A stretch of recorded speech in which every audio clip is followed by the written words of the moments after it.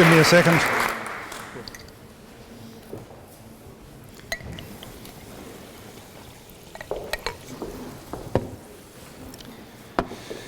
So it's time to finish.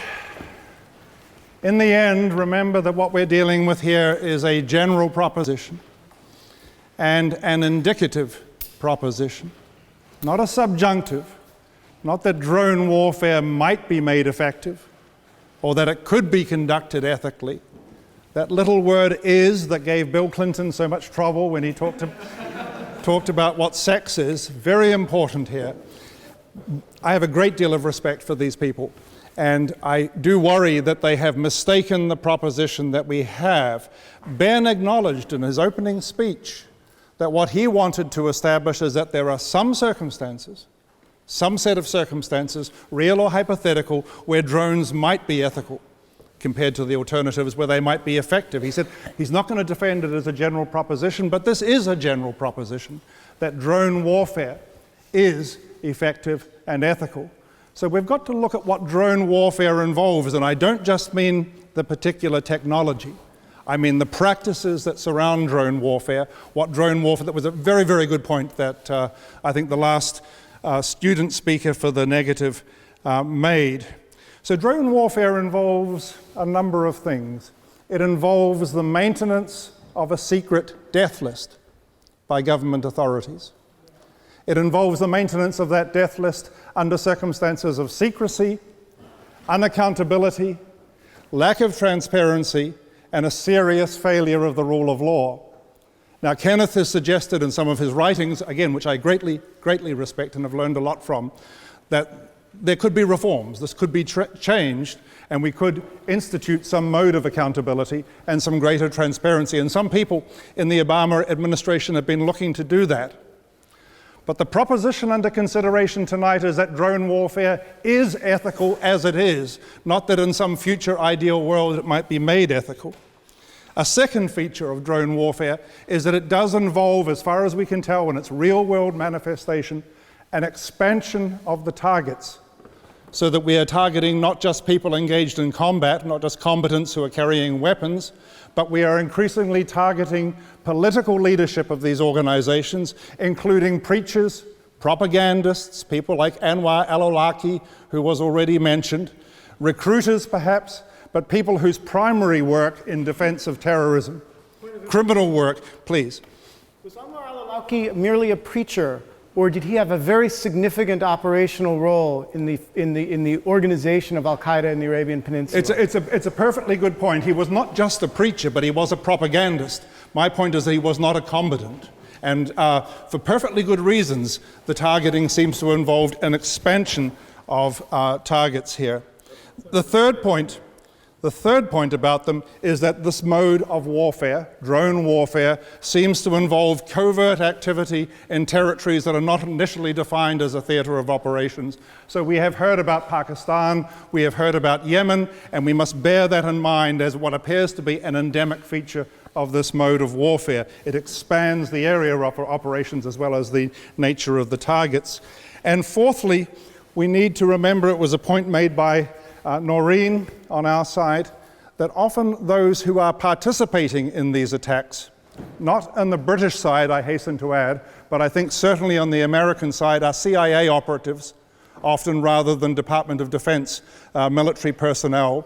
Again, there's some prospect that this might change, but as it is, drone warfare is conducted by unlawful combatants, that is CIA people who are not in the military chain of command, who are not subject to military ethics. And that has been a very, very sore bone of contention in the critique of the practice. So that is what is being defended here as ethical. Now, I want to emphasize that what we are talking about is a general proposition, not just drone warfare by the United States in the particular defense of its imagined interests and in the waging of its war on terror. We're being asked to consider that drone warfare in general is a respectable addition to the military repertoire, not just for a war against terrorism, but for counterinsurgency warfare. not just for war against terrorism and counterinsurgency, but maybe for pro-insurgency warfare, which the United States has been known to engage in. Not just in counterinsurgency warfare, but if we had had it 40 years ago, maybe it would have been used by the British government in Kenya, in Palestine, in Cyprus, in other areas where political opponents engaged in popular uprising were defined as terrorists, called terrorists, but even if they weren't called terrorists, they were the objects of political vilification. We remember campaigns of mass assassination by the United States in Vietnam under the auspices of Operation Phoenix. So we need to just worry a little bit about acknowledging this as a reasonable mode of warfare to use in operations of all sorts.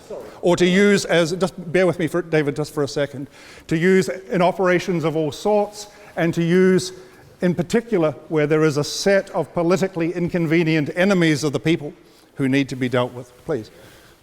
If I follow the logic of your argument correctly, it is that the British counterinsurgency operation in Kenya as it was more ethical than it would have been had it involved drones. No. Otherwise, I don't understand your argument. No, the argument is that we must acknowledge, if we think that drone warfare is ethical, that it would be used not just in anti-terrorism, but also in counterinsurgency and so on. Like anything else? Like anything else. Yeah, thank you. We do have to remember that already drone warfare is being used against Afghani drug lords, who perhaps have connections with Taliban. And there has been talk of using it against Colombian drug lords and using it against Mexican drug lords. We do need to worry about the metastasization of this. But here's my final point about generality. When you acknowledge or maintain that a particular form of warfare, a new form of warfare, is legitimate, you can't just maintain that for yourself. You have to accept that it would be legitimate in the hands of your opponents, or legitimate in the hands of any country that was engaged in hostilities.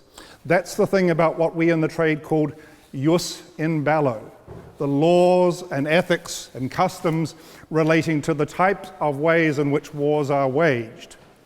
That jus in bello is neutral and it is symmetrical, so that if we acknowledge that killing unlawful combatants on one side is permitted, then killing unlawful combatants on the other side is permitted. If chemical weapons are prohibited on one side, they're prohibited on the other side. And if drone attacks are prohibited on one side, are permitted on one side, they're going to be permitted on the other side. So we have to imagine a world not just in which our adversaries have drones and use them in the way that we use them, but also countries which are not presently our adversaries, but countries which are by no means paragons of human rights and democracy. If it's okay for the United States to use drones in Afghanistan, then it would have been okay for the Soviet Union to use drones in Afghanistan. If it's okay for the United States to use drones in Afghanistan, then it's okay for Russia to use drones in Chechnya. If it's okay for the United States to move its drones out of Afghanistan into Pakistan or Somalia or Yemen, then presumably Russians are entitled to track down Chechen terrorists or Chechen leaders wherever they can be found. Or the Chinese could use them in the western provinces against Uyghur insurgencies. Or, I don't know, Israel uses them. Turkey is experimenting with drone technology. Hezbollah flew a drone today which had to be shot down by the IDF. We are considering a general situation in which every government will maintain a secret death list. We're considering a situation in which every government will use this technology to take out those who can be defined as enemies of its people, and defined in these rather generous and expansive ways. So when we consider this proposition, nothing was said by the other side to address the question of effectiveness, although David very forcefully made the point that many people who are targeted are in fact taken out, which is a word for killed by those who do not want to use the word killed. Killed. Yeah, killed, thank you. So in terms of effectiveness, Noreen's point was never answered. Noreen's point was never answered, that this promotes the growth of terrorism and inhibits the development of counter-terrorism strategies in Pakistan. No, I'm sorry, David, I'm out of time anyway. There's no evidence. But here's the last point. Ethics is a demanding business, and claiming that something is ethical is a demanding business. You have to imagine the tables being turned and these methods being used against you.